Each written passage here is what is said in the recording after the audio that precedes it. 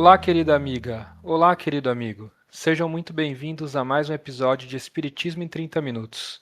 Eu sou Adriano e hoje estão aqui comigo o Guilherme, a Kátia e o Osmar. Sejam bem-vindos. Olá, queridos amigos que nos acompanham em nosso podcast. Uma grande alegria chegarmos até você novamente e também aqui com nossos queridos amigos, o Adriano, o Guilherme e a Kátia.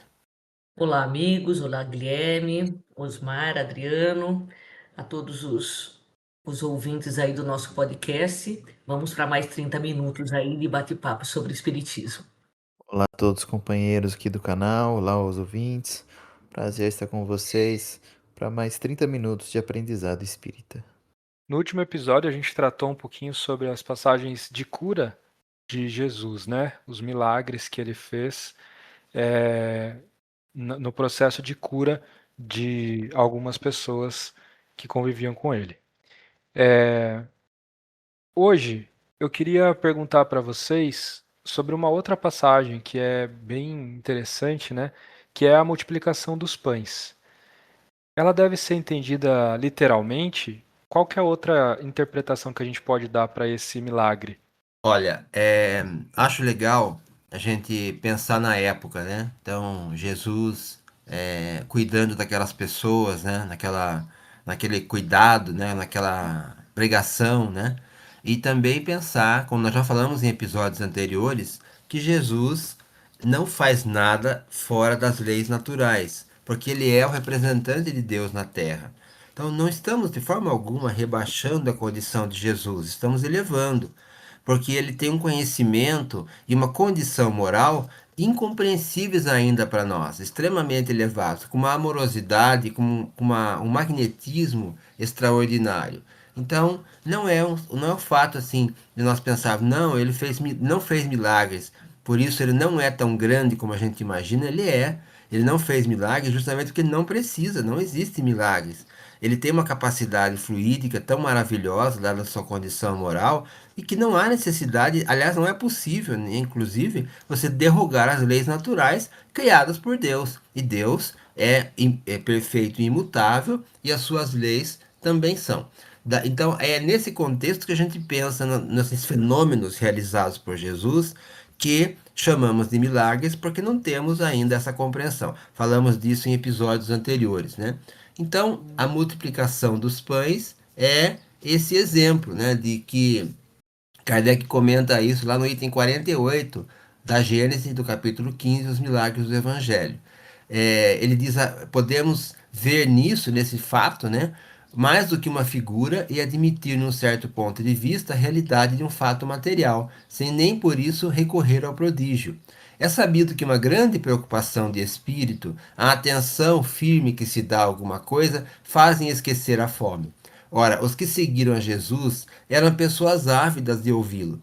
Não há, portanto, nada de espantoso que, fascinados por sua palavra e talvez também pela possante atuação magnética que exercia sobre eles, não sentissem a necessidade material de comer. E isso a gente tem na nossa vida cotidiana, quando a gente está preocupado com alguma coisa, quando a gente está encantado com alguma coisa, envolvido com alguma coisa, a gente não tem fome naquele momento, que a gente tem uma atenção voltada para aquela situação. Mas tem também o sentido figurado, né? Jesus está alimentando as pessoas, alimentando moralmente, espiritualmente, assim como a água viva do Evangelho que ele oferece para a mulher samaritana no poço de Jacó, né, na Samaria, é a água que sacia toda a sede, né?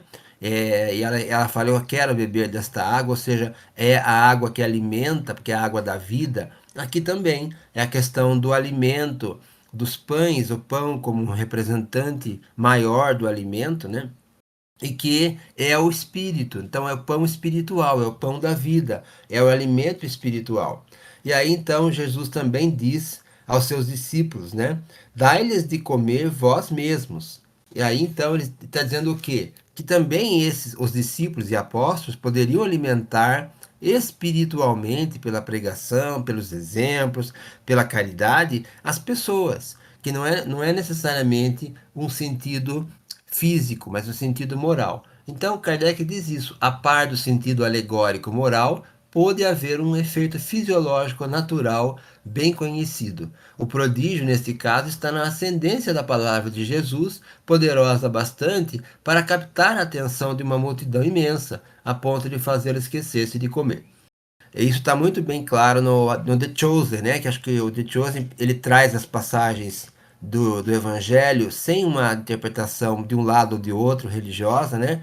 E traz nesse contexto. Então fica fácil de entender toda essa movimentação, toda essa situação, como nós já comentamos também em episódios anteriores, a mulher com hemorragia, o cego de nascença, o paralítico da piscina, né? São fatos que têm um contexto, não é só uma passagem pinçada, né? Então, nesse caso também, era uma multidão, pessoas que tinham interesse em ouvir Jesus, então milhares de pessoas ouvindo Jesus, imagine assim o magnetismo, a emoção que devia ser, né? E aí esquecem-se ou desviam a atenção naquele momento do alimento. Então, talvez faça sentido nesse sentido para nós esse pensamento de que Jesus então está alimentando espiritualmente as pessoas.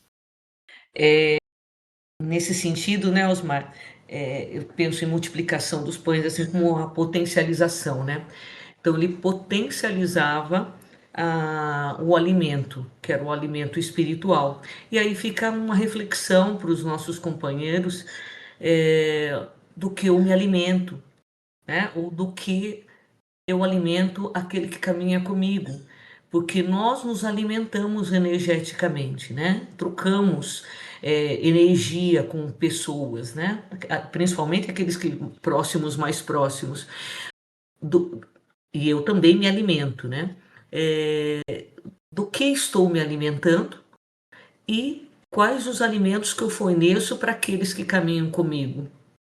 Porque fluidicamente nós estamos num ambiente fluídico, nosso lar, por exemplo, né? Nós estamos dentro do nosso lar e que alimento nós fornecemos dentro do nosso lar?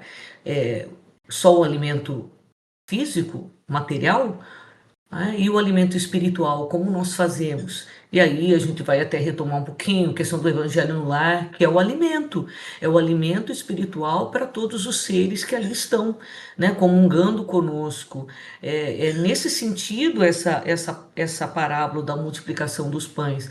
Nós podemos multiplicar, ou seja, potencializar as energias que nós temos e podemos doar essas energias e podemos também receber essas energias, desde que nós estejamos em contato direto com os nossos mentores espirituais, em oração, em prece, um bom pensamento, uma leitura edificante.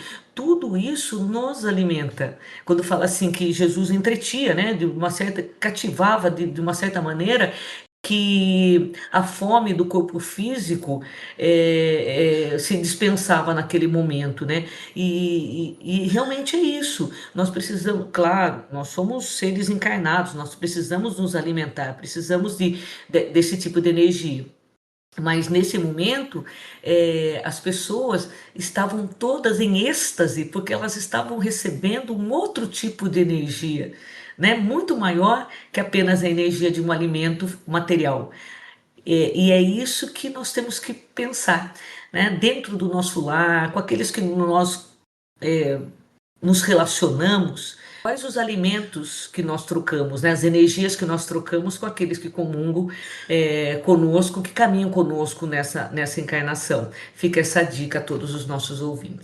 Acho que uma coisa importante a respeito dessa passagem também, né, como todos já falaram, não é o simbolismo moral, né? Eu acho que é o mais importante nisso tudo, porque a gente pode ver que tem essa parte, né, do milagre, né, daquela coisa que é além do natural, por isso mesmo, né? Porque é aquele que nos atinge para a moral. Tirando também aquele ponto do que Cristo, né, transforma a água em vinho, né? Mas esses são os milagres que, vamos dizer assim, não atingem exclusivamente uma única pessoa, né? Como curas, como a ressurreição, mas é uma prova dos ensinamentos morais de solidariedade de Jesus. Então eu acho que o que a gente tem que ver em todos esses milagres, né, não é apenas o poder, né, ah, vamos dizer assim, de certa forma, entre parênteses, assim, mais sobrenatural, mas são as lições. Jesus sempre nos quis dar lições com tudo isso, né?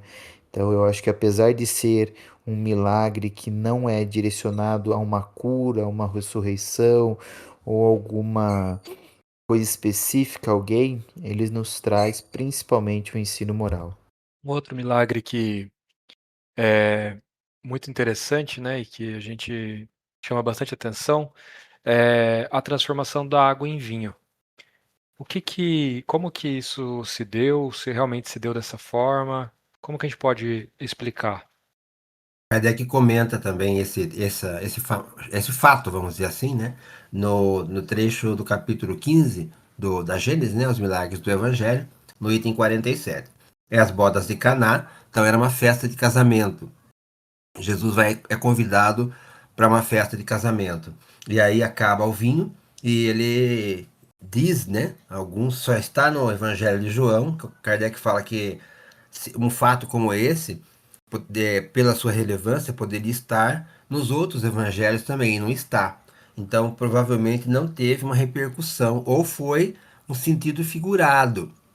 Então, Kardec fica nessa segunda possibilidade, de ser um sentido figurado, ou seja, uma parábola, tão frequente nos ensinamentos de Jesus, como outras parábolas, como a do filho pródigo, como a festa de bodas, né? Então, ele teria feito durante a refeição uma alusão ao vinho e à água, de onde tiraria algum ensinamento. O que justifica tal opinião são as palavras que ele dirige o maître do hotel a este respeito. Todos costumam servir primeiro um bom vinho, diz o maître, e depois que já beberam bastante, servem então um inferior. Mas vós reservastes um bom vinho até esta hora? Ou seja, de novo o sentido moral que nós comentamos aqui, vocês lembraram, né? Ou seja, olha, Jesus está oferecendo o melhor vinho no começo da festa. Ou seja, olha, é o primeiro episódio público de Jesus. É o começo da festa. É o melhor vinho. Então ele está oferecendo o melhor vinho. Ou seja, o melhor ensinamento possível. O melhor recurso, o melhor momento de comunicação nesse sentido figurado, talvez, não no sentido literal da transformação dos elementos. Poderia até acontecer, imagino que poderia, porque Jesus poderia fazer algum processo nesse sentido, mas fica para nós o ensinamento moral, que é, olha, eu estou oferecendo o vinho também como da água, também como do pão, né, que alimentam. E, além disso, tem uma outra situação que é a festa de casamento. Jesus está numa festa de casamento. Se ele é convidado, se ele aceita o convite, se ele vai, ele está dando uma lição para nós também, que é da formação familiar. Então ele está valorizando a formação familiar, a união de duas pessoas para formar uma família. E a celebração, porque era uma festa. Não foi no começo do casamento, foi na festa, né? Então é a celebração. Devemos celebrar, devemos referenciar as situações que nos são significativas, como um aniversário, como uma comemoração, desde que tenha responsabilidade, respeito, cuidado, desde que não haja exageros, né? Que tenha um sentido moral. Então, o Natal, por exemplo, é uma celebração, mas nós ficamos muitas vezes só na celebração por si, no alimento e nas bebidas, nos presentes, no Papai Noel, esquecendo do mais importante, que é a lembrança da vinda de Jesus até nós e tudo que isso significa, todos os exemplos que ele nos dá. Então, fica para nós essa reflexão, né? De ser uma festa de casamento, então uma celebração, e a formação familiar pela união de duas pessoas que se respeitem, que formem uma família, que tenham uma união duradoura, uma união respeitosa, de amorosidade, como é também a visão espírita da formação familiar. Responsabilidade, cuidado, respeito, trabalhar para dar certo aquele relacionamento. Não vamos ver se vai dar certo, né? Não, é trabalhar para dar certo, com muita renúncia, com muita paciência, humildade, abrindo mão, muitas vezes, de várias ideias e opiniões e desejos, para que aquela formação familiar, aquela família, ela tenha felicidade plena e seja duradoura e respeitosa. E ainda nessa passagem, né, Osmar, é, Maria, mãe de Jesus, ela, quando os serviçais estão ali também, e Jesus vai resolver a situação, né, que falta o vinho, ela fala para as pessoas ali, né, fazei tudo o que ele disser, que também tem um sentido muito mais profundo do que só aquele momento ali da festa. É, essa frase de Maria tem uma conotação é, o que Jesus deixou para nós, o que ele disse, né? E que ficou até hoje entre nós. Então, ela fala: fazei tudo o que ele disser. E realmente é isso. Até hoje, a gente já conhece as parábolas de Jesus. Ele não escreveu nenhuma passagem, isso foram os evangelistas que deixaram, mas o que ficou mais forte foram os exemplos dados por ele. Então, ele não só falou, mas ele exemplificou, né? Então, por isso que é muito profundo Maria, a mãe dele, falar isso, né? Para nós fazermos, isso está falando com a humanidade, não é falando só com aqueles serviçais, fazemos tudo o que ele disser. Por quê? Porque como ele mesmo falou que ele era o caminho, a verdade e a vida, se nós seguimos que hoje, no século XXI, o nosso momento não é mais de ficarmos presos só às letras do Evangelho, né? Às palavras do Evangelho, ao simbolismo do Evangelho, mas é praticarmos esse Evangelho. E aí Maria tem toda a razão quando ela diz que é para nós fazermos tudo o que ele disse. Fazer é um verbo. Então, é profundo, reflitam sobre isso, né? O que eu já faço do Evangelho de Jesus? E se eu ainda não faço, o que eu posso iniciar agora? Ah, mas eu não sou Jesus. Realmente nós não somos, mas nós estamos a caminho da perfeição. E essa perfeição só vai ocorrer se eu praticar o Evangelho. Então, hoje, século XXI, nós, 2026, nós temos consciência de que o Evangelho já está. Aliás, eu queria até usar uma frase de Chico. O Evangelho, nós já temos o conhecimento intelectual, mas ainda nós não temos a prática. E tem uma frase de Chico que eu gosto, que ele falava assim: quem sabe pode muito, quem ama pode mais. Então é assim, saber nós já sabemos, mas praticar agora é o nosso trabalho contínuo da prática do Evangelho de Jesus. Uma outra passagem, né, que sempre chama bastante atenção é o caso de Lázaro, né? Para a doutrina espírita, há uma diferença bem clara entre ressurreição e reencarnação. E nesse caso, trata de uma ressurreição, né? Porque Lázaro voltaria o espírito, né? Lázaro voltaria a ocupar o corpo que ele tinha acabado de deixar, teoricamente. Como que a doutrina espírita explica esse fenômeno? Kardec vai comentar sobre isso no item 39 do capítulo 15, né, os milagres do Evangelho, falando da chamada ressurreição do filho da viúva de Naim, que é o mesmo caso da filha de Jairo. Então, no caso da filha de Jairo, Jesus diz que esta menina não está morta, está apenas adormecida. No caso de Lázaro também, né? Ele era muito amigo de Lázaro, de Marta e Maria, que eram as irmãs de Lázaro, né? Avisam Jesus que ele havia morrido. Ele fica tranquilo e fala que Lázaro está bem, que Lázaro vai despertar. E depois ele fala: Lázaro não morreu, está apenas adormecido. Aí Kardec comenta no item 39.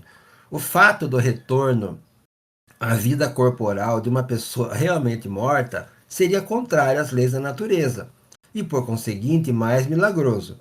Mas não é necessário recorrer a esta ordem de fatos para explicar essas ressurreições operadas por Jesus. Se entre nós as aparências por vezes enganam os profissionais, ou seja, no caso da morte, né, os acidentes desta natureza deviam ser bem mais frequentes numa região em que não se tomava nenhuma precaução e onde o sepultamento era imediato.